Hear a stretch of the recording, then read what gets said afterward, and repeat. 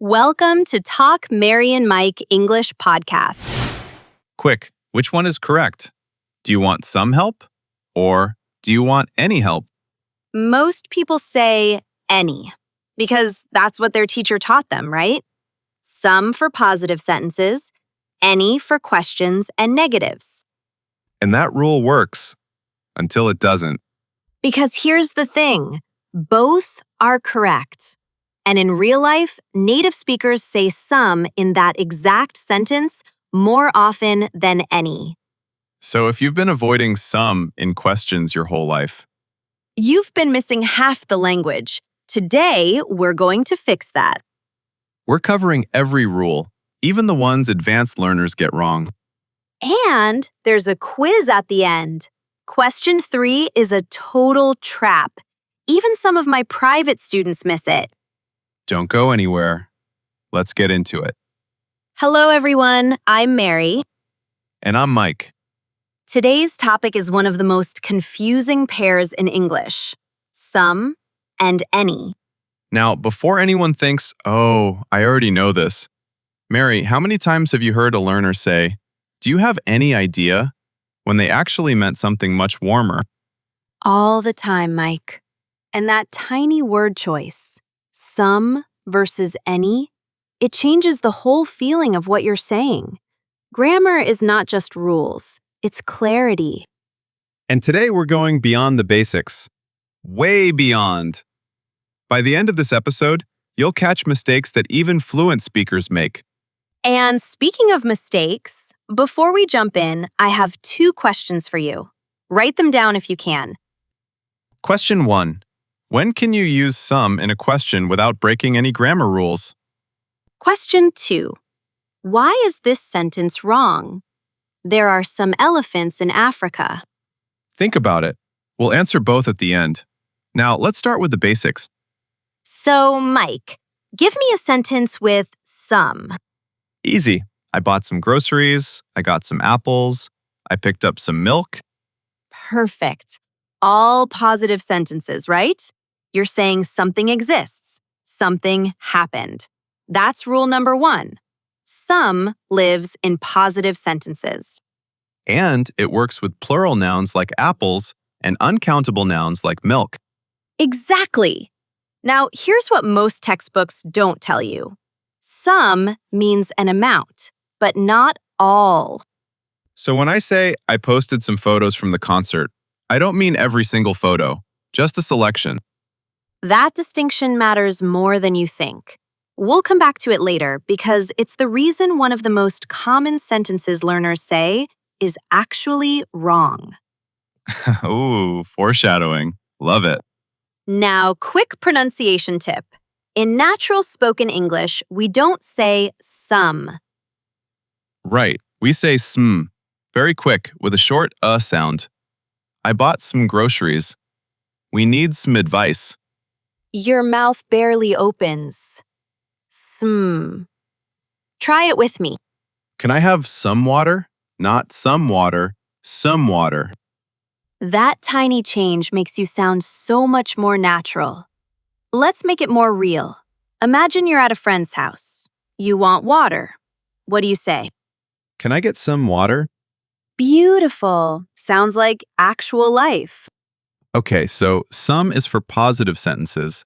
That means any is for questions and negatives, right? At the basic level, yes. Give me a question. Is there any pizza left? Asking the important questions. Yes, that's correct. And a negative? We don't have any milk. Perfect. Now, pay attention here. In a negative sentence, any often means 0, none. We haven't got any milk means no milk, 0 milk. So some equals yes, there is some. And any equals questions and no. Sounds simple, right? It does, which means It's about to get complicated. Because here's where the rules break. oh no. Every time you say that, something goes wrong. Let me show you. Listen to this sentence. Would you like any tea? It sounds fine, but a little cold. It sounds like a robot. Now listen to this. Would you like some tea? That sounds warm, friendly, like you actually want me to say yes. Exactly. And here's the twist. Both are grammatically correct. But in real life, native speakers almost always use some. Wait, you just said any is for questions. Now you're saying some is better in questions? I walked right into that teaching moment, didn't I? You really did. Here's the real rule. We use some in questions when we expect the answer to be yes. When you're offering something. When you want the other person to accept. So it's not just grammar, it's psychology. That's exactly right. Grammar gives you structure, but tone gives you communication. Would you like some coffee? I'm hoping you'll say yes. I want to give you coffee. Do you want some help? Same thing. It's warm. Now compare. Do you have any questions? Neutral, you're just checking. But do you have some questions? You're expecting that they do. You're inviting them. Can you feel the difference? Let's make it more real. Imagine you're visiting a friend. They open the door. Which sounds natural? Can I get you some water? Not any water, some water, because it's an offer. You want them to accept. Memory trick, the two magic phrases. Would you like and do you want? Almost always followed by some. Would you like some tea? Do you want some snacks? Can I get you some help? This is the kind of thing that separates textbook English from real English. And here's the truth. Many learners understand the rules, but the moment they hear a native speaker say some in a question, panic starts. Wait, that's wrong. But it's not wrong. It's natural. Practice makes progress. Next time you're in a conversation, listen for it. You'll hear some in questions everywhere now. Okay, Mike. Remember those two questions I asked at the beginning? When can you use some in a question? We just answered that one. Offers, requests, expecting a yes. Correct. But the second question, why is there are some elephants in Africa wrong? We haven't gotten there yet. And that's connected to something we mentioned earlier. About some meaning not all. Keep that in your mind. It all connects. But first, we have a few more rules to cover. Including one that's going to surprise a lot of people. Mike, listen to this sentence. There's never any traffic at this time of day. There is never any traffic. But the verb is positive, is. So why did you use any? Good catch. Because any isn't only for negative verbs. It works with negative adverbs too. Words like never, hardly, barely. So even though the verb is positive, never carries the negative meaning, and any follows. Exactly. There's never any noise in the library. She barely speaks any French, but we managed. He hardly eats any vegetables. That last one, he hardly eats any vegetables. The verb is eats, which is positive, but hardly flips the meaning. Think of hardly and barely as meaning almost not. She barely speaks any French means she speaks almost no French. The any reinforces that near zero feeling. So the pattern is negative adverb plus any, never any, hardly any, barely any. Let's practice. I'll say a sentence, you fill in the blank. There's any milk left? Hardly. There's hardly any milk left. I get any sleep last night. Didn't. I didn't get any sleep. Wait, that one's a negative verb, not an adverb. You're right, but it follows the same spirit. Negative meaning attracts any, whether it comes from the verb, an adverb, or, as we're about to see, something else entirely. Okay, Mary, pause for a second. My brain is starting to feel like a textbook. Fair enough. Let's keep it simple. What have we got so far? Some for positive sentences with a limited amount, any for questions and negatives. Unless you're making an offer, then some is warmer. And any also follows negative adverbs like never and hardly. That's actually a great summary. See, your brain is working fine. It's working because you explained it, not because a textbook listed rules. And that's exactly how learning begins, through use, not memorization. Ready for one more twist? Hit me. Some verbs carry a negative meaning inside them. Words like forbid, prevent, ban, avoid.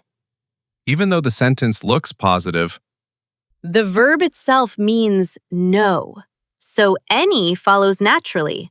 Listen, the new rules prevent any cars from entering the city after 8 a.m. prevent means stop, so you're stopping cars. Negative meaning. Any follows. The school forbids any mobile phones in class. Forbids means does not allow. Negative meaning. Any again. I avoid any food with too much salt. Avoid means stay away from. Negative meaning. Any. See the pattern? Any is attracted to negative meaning, whether it comes from the verb itself, an adverb, or a direct not. So the rule isn't really about sentence structure at all. It's about meaning. Now it gets really interesting, because once you understand that, you stop translating from your language and start feeling the English. Let me try one. The doctor told me to avoid what goes in the blank. What do you think? Any. The doctor told me to avoid any salty foods because avoid carries a negative meaning. Perfect. That's going to be on the quiz, by the way. Of course it is.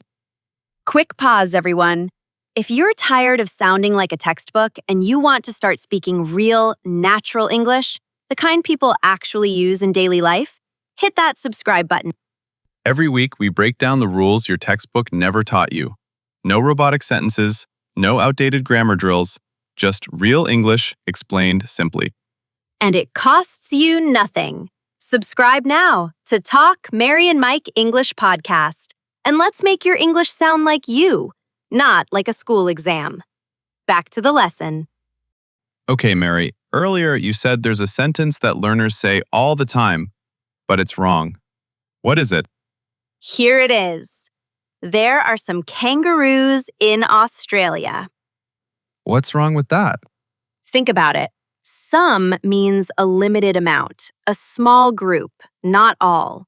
But there aren't just some kangaroos in Australia. There are millions. Millions. So saying some kangaroos is factually wrong. It sounds like you think there are only a few. I've definitely said that before. Most learners have, because some feels like a safe general word, but it's not always safe. So, when can I use it with kangaroos? When you're talking about a limited subgroup, some kangaroos in Australia are almost 2.5 meters tall, but not all of them. So some only works when there's a clear not all meaning. Exactly. Some birds can't fly, like penguins. Correct, because it's a subset. I like some flavors of ice cream, but not vanilla or strawberry. Correct, limited group. But there are some birds in the world. Wrong, because birds are everywhere, millions of them. Before you use some, ask yourself, am I talking about all of them or just a few? If it's all or most or an unlimited quantity, some is the wrong word. Which brings us back to the question from the beginning. Why is there are some elephants in Africa wrong? Because elephants aren't a limited group in Africa. There are many, hundreds of thousands. You'd just say, there are elephants in Africa. 2 questions, both answered. Now for the quiz. One more use of any, and this one is completely different from everything we've covered. Of course it is. Any can mean It doesn't matter which. Complete indifference. Your choice. I don't mind. Give me an example. We're choosing a restaurant for dinner. You don't care where we go. What do you say? Any restaurant is fine with me. Exactly. Sit anywhere you like. Call me anytime. You can take any bus. They all go downtown. The meaning is, pick one, anyone. I don't mind.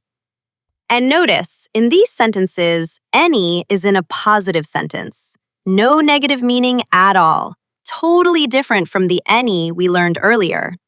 English, never simple. Tone changes everything. All right, quiz time. 3 questions. I'm ready. Question 1. Is this sentence correct? There are some elephants in Africa. No, elephants aren't a limited group. You'd just say, there are elephants in Africa. Correct. Question 2. Which is more natural? Would you like some water? Or, would you like any water? Would you like some water? Because it's an offer. Question 3. The trap. Fill in the blank. The doctor told me to avoid blank salty foods. Any. Avoid any salty foods. Because avoid has a built-in negative meaning. 3 for 3. You've been paying attention. Or you're just a very good teacher. Let's wrap it up. Here's what we covered today. 1. Some is for positive sentences with a limited amount. 2. Any is for questions and negatives. But use some in questions when you're making an offer and expecting a yes. 3. Any follows negative adverbs like never, hardly, and barely. 4. Any also follows verbs with built-in negative meaning. Forbid, prevent, avoid. 5. Don't use some when the quantity is unlimited. No some elephants in Africa. And 6. Any can mean it doesn't matter which. Any restaurant is fine. English improves through use, not memorization. So, here's your task. Write 3 sentences in the comments. 1 with some in a question, 1 with any after a negative adverb, 1 with any showing indifference. And here's the fun part. Mary and I will read through the comments and heart the most creative sentences. If yours makes us smile or teaches us something new, you might see that little heart appear. So take your time. Think of something original. We can't wait to read what you come up with. Don't be afraid of mistakes. Neither Mary nor I were perfect when we started. Practice makes progress. See you in the next episode. Bye, everyone. Bye!